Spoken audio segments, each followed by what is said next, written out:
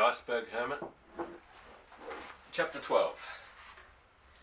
Nancy rushed back to meet the big bear, but the huge animal battered her out of the way with a cuff of his paw.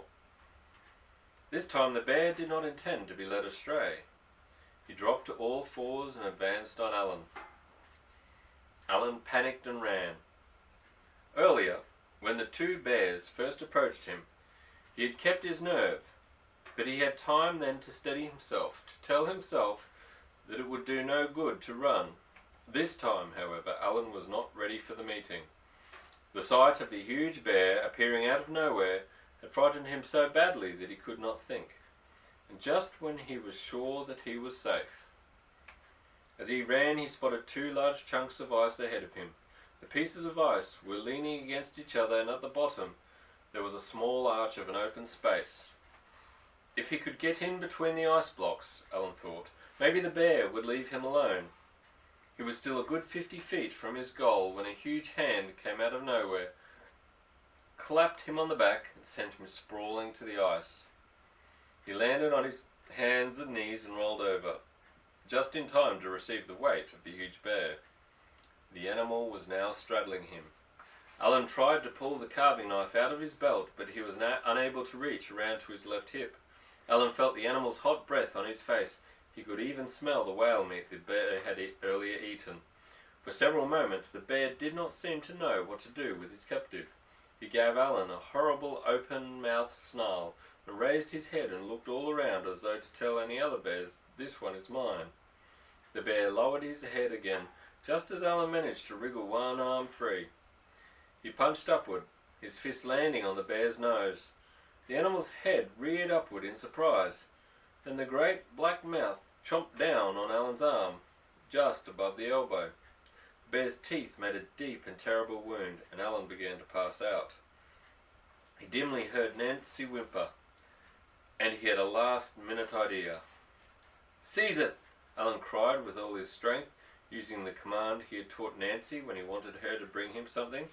Then he lost consciousness. Came to very quickly, perhaps half a minute later, to find that the bear was no longer pinning him down. Nancy had seized the larger animal by the back of the neck, and the male was bellowing angrily, spinning around trying to get loose from his attacker. Alan managed to get to his feet and locate his fowling piece. He checked to make sure that the powder was still dry. His left arm was useless, and he doubted if he could even hold the gun steady. But he cradled the gun under his right arm and advanced on the two animals. Strangely enough, he had no longer felt afraid, only angry. He needed both his arms, and that stupid bear had mangled one of them. The big male was trying to pin Nancy to the ice. Nancy managed to wriggle free at the last minute, but the male grabbed her in his powerful forearms. One hind leg doubled up as the bear tried to rip Nancy's belly with his long hind claws. Nancy squirmed and wriggled, but the big bear held on. Alan advanced and circled the two struggling animals, trying to find an opening. He was very afraid that he might shoot Nancy by mistake. At last he was able to lift the gun with his right hand and prop the muzzle against one of the bear's ears. He steadied himself, then fired. The recoil knocked him to the ice. The load of shot ripped away part of the bear's head, but the huge animal continued to claw at Nancy, holding her fast within his forepaws. Both bears rolled over, and Alan was afraid that Nancy might yet be killed by the larger animal. Alan got to his feet. With his useless arm, he doubted if he could prime and load the fowling piece, so he drew his carving knife and fell on the big bear. He stabbed again and again in a frenzy until the large bear, Nancy, and himself were covered with blood. It was hard to believe how long the big bear held on to life. Nancy finally managed to free herself from the weakening grasps of the male. She came over and lay down at Alan's feet. Alan knelt down on the ice, put his good arm around her neck and said, "Good lass, good lass." Then he passed out. He was awakened by Nancy's tongue on his face. Alan shook his head. His arm was paining him and he felt dizzy. His shirt and jacket were soaked with blood, and it was obvious that he had bled a good deal. He looked over at the huge male. Incredibly, despite a dozen wounds, the animal was still alive. Now and again it bellowed pitifully. Indeed, at one point the bear actually got to all fours and scrabbled away a dozen yards before it collapsed. Finally, the animal was dead. Alan thought briefly of skinning it for its fur, but he was exhausted and he doubted if he had enough strength to do the job, not to mention dragging the heavy skin back to the Ann Forbes.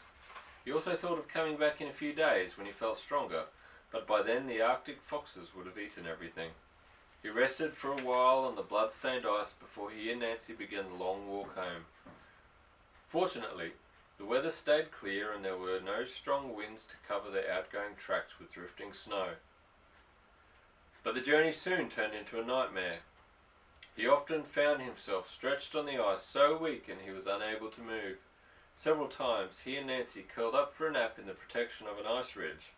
For a long time Alan did not know where he was going. He had lost his tracks, but again Nancy saved him. She seemed to always know where they were.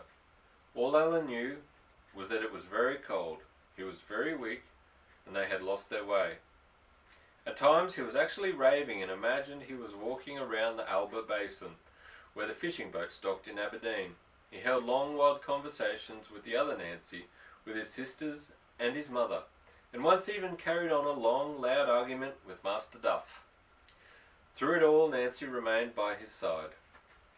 When he fell to the ice, unable to move another step, Nancy lay down beside him and kept him warm. When he passed out completely, she licked his face to bring him to again. When he tried to go the wrong way, she whimpered and nudged him in the right direction. Finally, he fell for the last time, absolutely unable to move another inch.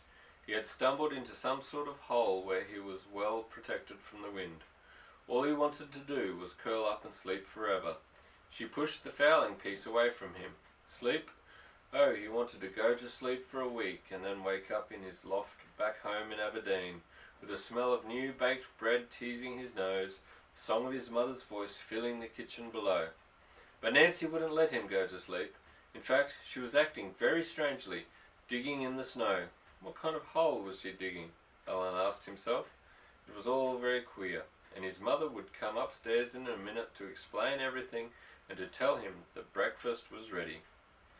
Then he had to go and visit the fortune teller and let her know that she was wrong. No fair lady had ever turned up to save his life. He closed his eyes and dropped off, but Nancy would not let him sleep.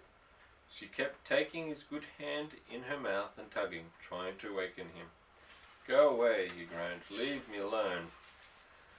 I can't do it. I don't have the strength to even get up. But Nancy would not stop her moans and whimpers. At last, Alan opened his eyes to yell at her, but instead he found himself looking at a square dark hole a few yards in front of his feet.